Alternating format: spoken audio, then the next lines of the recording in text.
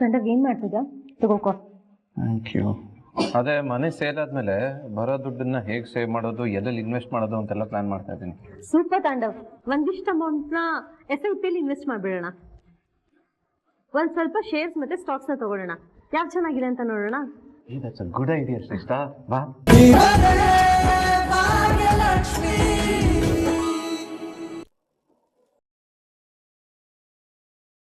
ಅದು ಪೂಜೆ ಒಂದ್ಸಲ ಕಾಲ್ ಕಟ್ ಮಾಡಿದ್ಮೇಲೆ ಅರ್ಥ ಆಗಲ್ವಾ ಇವಳಿಗೆ? ಯಾಕೆ ಇಷ್ಟೊಂದು ಇರಿಟೇಟ್ ಮಾಡ್ತಿದ್ದಾಳೆ? ಕನ್ನಿಕಾ, ಯಾಕೆ ಕಾಲ್ ರಿಸೀವ್ ಮಾಡ್ತಿಲ್ಲ ನೀನು? ಮಾತಾಡು.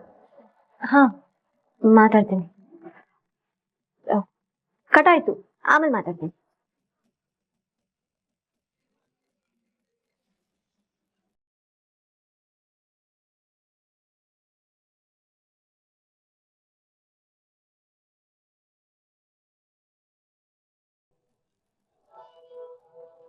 ಓ, ಶ್ರೇಷ್ಠನ್ ಕಾಲು.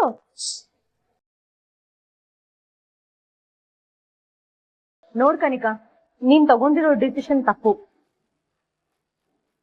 ಆ ಭೂತ ಕೆಲ್ಸಕ್ ಬರ್ತಾಳೆ ಅಂತ ನನ್ನ ಕೆಲ್ಸದಿಂದ ತೆಗ್ದೆ ಅಲ್ಲ, ಅದು MD ಪೋಸ್ಟ್ ಇಂದ.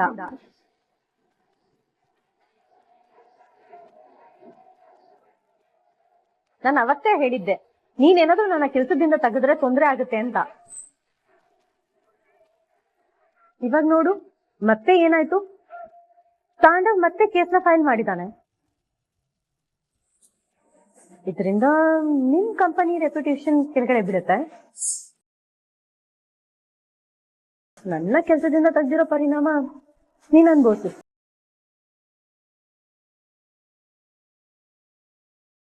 ಓ, ಇದಾ ವಿಷಯ? ಅದಕ್ಕೆ ಆಗ್ಲಿಂದ ಕಾಲ್ ರಿಸೀವ್ ಮಾಡದೆ ಇದ್ದಿದ್ ನೀನು ಅಲ್ವಾ? ಅಲ್ಲ ಕನಿಕಾ, ಮಾವನ್ ಮಾತಿಗೆ ಬೆಲೆನೇ ಇಲ್ವಾ? ಮಾವ ಅಷ್ಟೆಲ್ಲ ಹೇಳಿದ್ಮೇಲೂ ಅವ್ರ ಮಾತು ಮೀರಿ ಅವಳನ್ನ ಕೆಲ್ಸಕ್ಕೆ ಸೇರ್ಸ್ಕೊಂಡಿದ್ಯಾ? ಪೂಜಾದ ಹಾಗಲ್ಲ, ನೀನೇನು ಹೇಳಕ್ ಬರ್ಬೇಡ. ನಾನು ಎಲ್ಲಾ ವಿಷಯನೂ ಮಾವನ್ ಹೇಳ್ತೀನಿ ಈಗ್ಲೇ.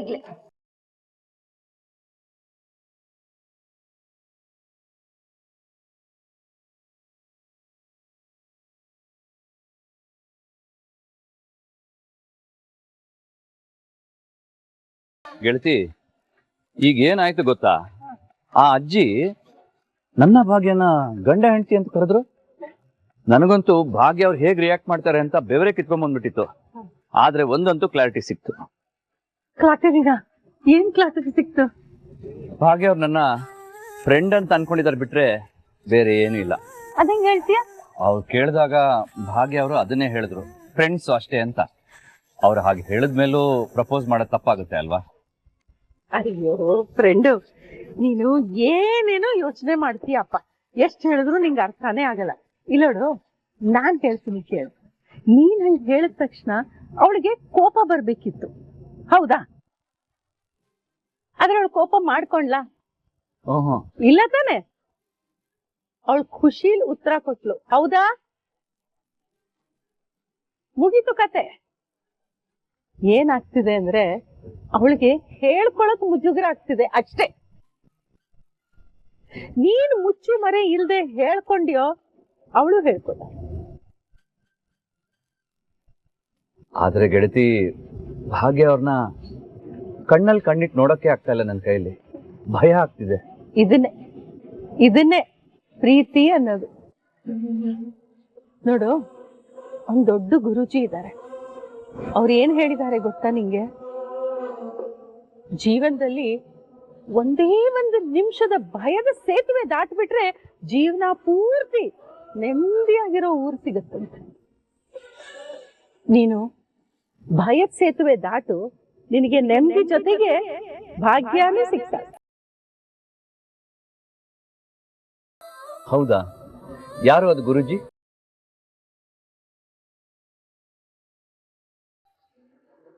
ಕುಸುಮಾನಂದಮಯಿ ಗುರೂಜಿ.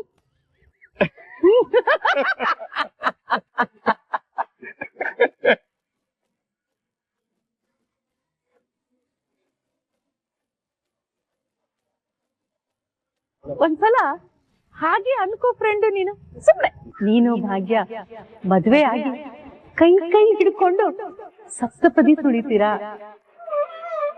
ಆಮೇಲೆ ಭಾಗ್ಯಂಗೆ ನಿಮ್ ಮನೆಯವರು ಮಡಲಕ್ಕಿ ಕೊಟ್ಟು ನಿಮ್ ಮನೆ ತುಂಬಿಸ್ಕೋತಾರೆ. ಅವತ್ತಿಂದ ಭಾಗ್ಯನ್ ಜೀವನನೇ ಬದಲಾಗತ್ತೆ. ಇಷ್ಟು ದಿವ್ಸ ಒದ್ದಾಡ್ತಿದ್ಲಲ್ಲ ಅದ್ ಎಲ್ಲದಕ್ಕೂ ತೆರೆ ಬೀಳ. ನನ್ ಭಾಗ್ಯನ್ ಮುಖದಲ್ಲಿ ನಗು ಶಾಶ್ವತವಾಗಿರುತ್ತೆ. ಹಾಗೆಲ್ಲ ಆದ್ರೆ ಅವತ್ತಿನ ದಿನ ನನ್ ಜೀವನ ಸಾರ್ಥಕ. ಗೆಳತಿ, ಇದು ಕೇಳೋಕೆಲ್ಲ ಚೆನ್ನಾಗಿದೆ, ಆದ್ರೆ ಗಿದ್ರೆ ಏನು ಇಲ್ಲ ಫ್ರೆಂಡ್. ನಿನ್ ಮನ್ಸಲ್ಲಿರೋ ಪ್ರೀತಿನ ಹೇಳ್ಕೊತೀಯ. ಚರ್ಚೆ ಕ್ಲೋಸ್.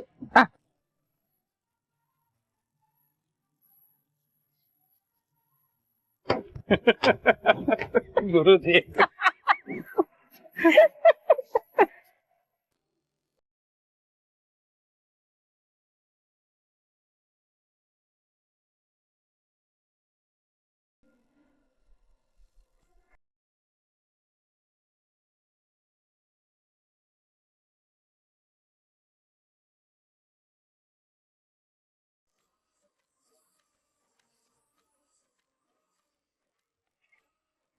ಇದ್ಯಾಕಿಲ್ಲ ಹೇಳ್ತಿದ್ದೀರಿ? ಬನ್ನಿ ಒಳಗೆ.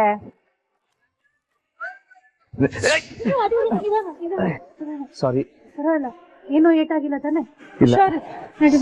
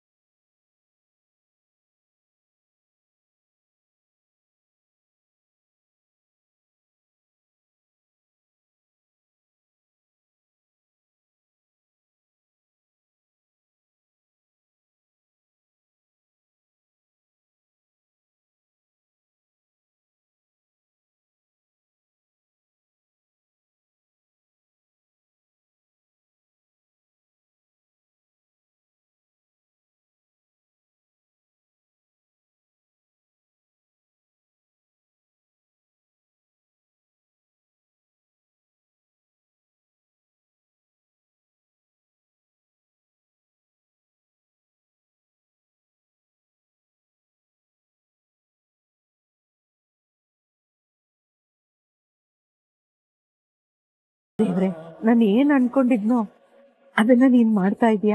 ಈ ಹೆಜ್ಜೆಗೆ ಸರಿಯಾಗಿ ಇಬ್ರು ನಿಂತಿದ್ದಾರೆ. ಸಪ್ತಪದಿ ಆಯ್ತು ಅಂತಾನೆ ಅರ್ಥ.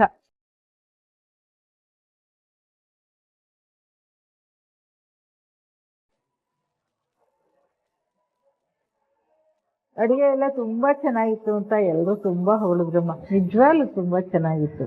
ಥ್ಯಾಂಕ್ಸ್ ಅಮ್ಮ. ನೀನ್ ಮಾಡಿರೋ ಕೆಲಸಕ್ಕೆ ನಮ್ ಕಡೆಯಿಂದ ಒಂದು ಪುಟ್ಟ ಗೌರವ. ಅಯ್ಯೋ, ಇದೆಲ್ಲ ಯಾಕಮ್ಮ? ಇಲ್ಲಮ್ಮ, ನೀನ್ ತಗೋ.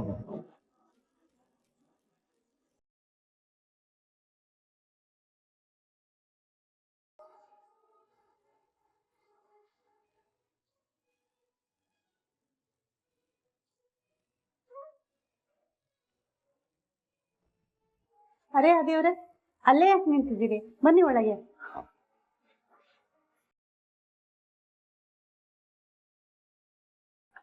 ನಿಮ್ ಹತ್ರ ಒಂದು ವಿಷಯ ಕೇಳಬೇಕಾಗಿತ್ತು.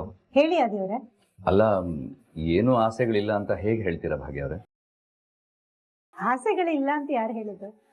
ಖಂಡಿತ ನನಗೂ ಆಸೆಗಳಿದೆ.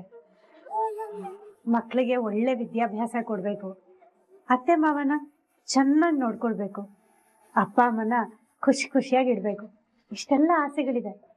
ಅದು ಅರ್ಥ ಆಗುತ್ತೆ ಭಾಗ್ಯ ಅವ್ರೆ, ಆದ್ರೆ ನಿಮ್ದೇ ಆದಂತ ಕನಸುಗಳು ಜೀವನದಲ್ಲಿ ಏನು ಇಲ್ವಾ?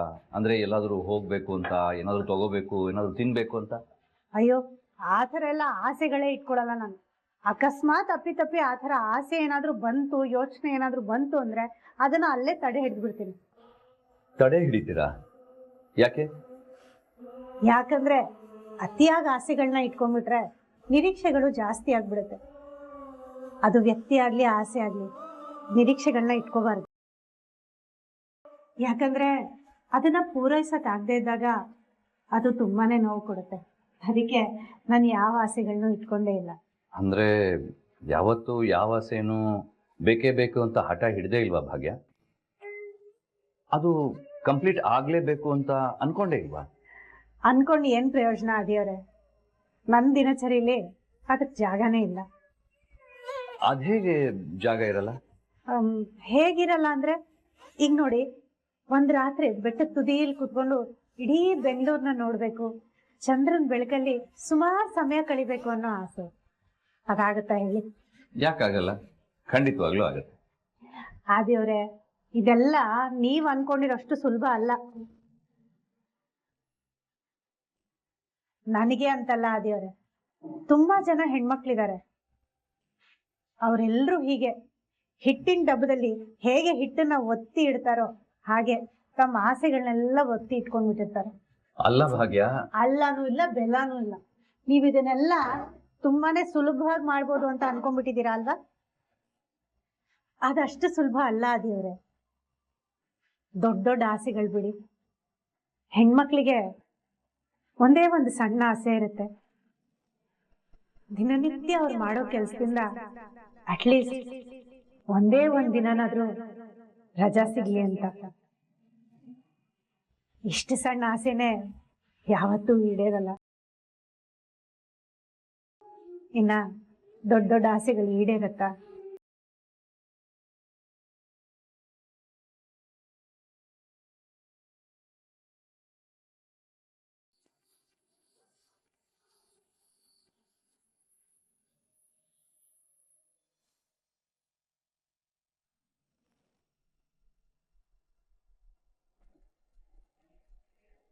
ಗಂಡಗ್ ಏನ್ ಮಾಡ್ತಿದ್ದ? ತಗೋಕೋ. Thank you. ಅದೇ ಮನೆ ಸೇಲ್ ಆದ್ಮೇಲೆ ಬರೋ ದುಡ್ಡನ್ನ ಹೇಗೆ ಸೇವ್ ಮಾಡೋದು, ಎಲ್ಲೆಲ್ಲಿ ಇನ್ವೆಸ್ಟ್ ಮಾಡೋದು ಅಂತೆಲ್ಲ ಪ್ಲಾನ್ ಮಾಡ್ತಾ ಇದ್ದೀನಿ. ಸೂಪರ್ ತಾಂಡವ್. ಒಂದಿಷ್ಟು ಅಮೌಂಟ್ನ SIP ಇನ್ವೆಸ್ಟ್ ಮಾಡ್ಬಿಡೋಣ.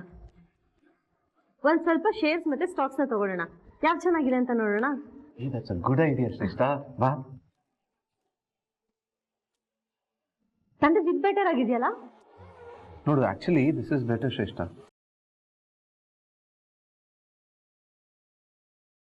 ತಾಂಡವ್, ನಾನು ಒಂದ್ಸಲ ಬ್ರೋಕರ್ ಕಾಲ್ ಮಾಡಿ ಪೇಪರ್ ರೆಡಿ ಇದೆ ಅಂತ ಕೇಳ್ತೀನಿ. ಇದು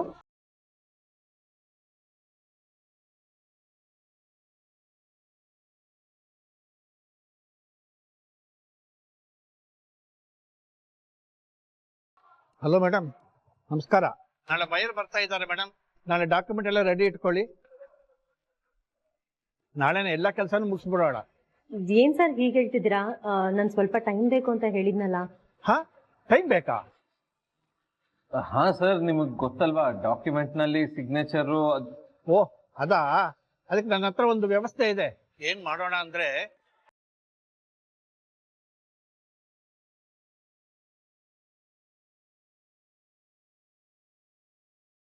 ಸರ್ ಈಗೆಲ್ಲ ಮಾಡಿದ್ರೆ ಪ್ರಾಬ್ಲಮ್ ಆಗಲ್ಲ ತಾನೆ? ಅಯ್ಯೋ ಮೇಡಮ್, ಪ್ರಾಬ್ಲಮ್ಮ ಏನೂ ಆಗಲ್ಲ. ಆಗಲ್ಲ ಸರ್, ನಾಳೆ ಏನಾದ್ರು ಕೇಸು ಗೀಸು ಅಂತಾದ್ರೆ ಅಂತ. ಸರ್, ನೀವ್ಯಾಕೆ ನೆಗೆಟಿವ್ ಆಗಿ ಥಿಂಕ್ ಮಾಡ್ತಾ ಇದ್ದೀರಾ? ಅದೆಲ್ಲ ಏನೂ ಆಗಲ್ಲ. ನಾನು ಎಲ್ಲಾನು ವ್ಯವಸ್ಥೆ ಮಾಡ್ತೀನಿ, ನಾಳೆ ಎಲ್ಲಾನು ಆಗತ್ತೆ.